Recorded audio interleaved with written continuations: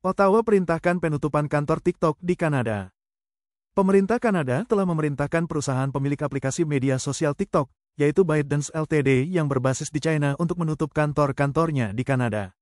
Langkah ini diambil atas dasar kekhawatiran terhadap keamanan nasional, meskipun penggunaan aplikasi TikTok di negara tersebut tidak dilarang. Menteri Inovasi, Ilmu Pengetahuan, dan Industri, Francois Philippe Champagne, mengumumkan keputusan ini pada tanggal 6 November tahun 2024. Dalam pernyataannya, ia menjelaskan bahwa keputusan tersebut diambil setelah proses tinjauan keamanan nasional yang melibatkan pengawasan ketat oleh komunitas keamanan dan intelijen Kanada. Risiko keamanan terkait dengan perusahaan induk TikTok, ByteDance menjadi alasan utama di balik tindakan ini.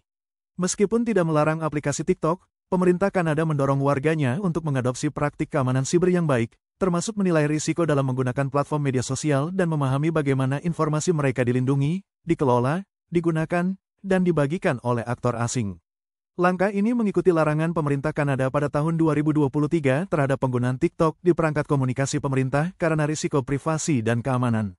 Sementara itu, di Amerika Serikat, pemerintah telah mengancam untuk melarang TikTok sepenuhnya dari toko aplikasi dan layanan hosting web kecuali ByteDance menjual aplikasi tersebut ke perusahaan Amerika pada Januari tahun 2025.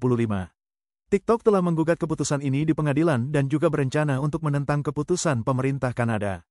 Menutup kantor TikTok di Kanada dan menghancurkan ratusan pekerjaan lokal yang bergaji tinggi tidak menguntungkan bagi siapapun, dan perintah penutupan hari ini justru akan melakukan hal itu, kata perusahaan dalam pernyataan media.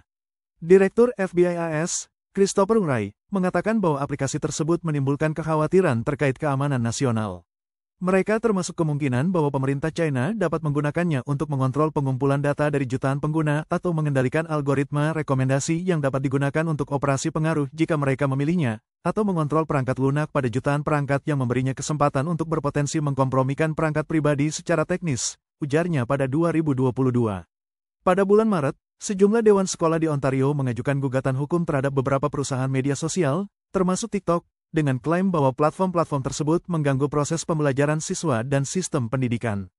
Dewan-dewan tersebut, yang mencakup Toronto District School Board, Peel District School Board, Toronto Catholic District School Board, dan Ottawa Carleton District School Board, menggugat lebih dari $4 miliar Kanada.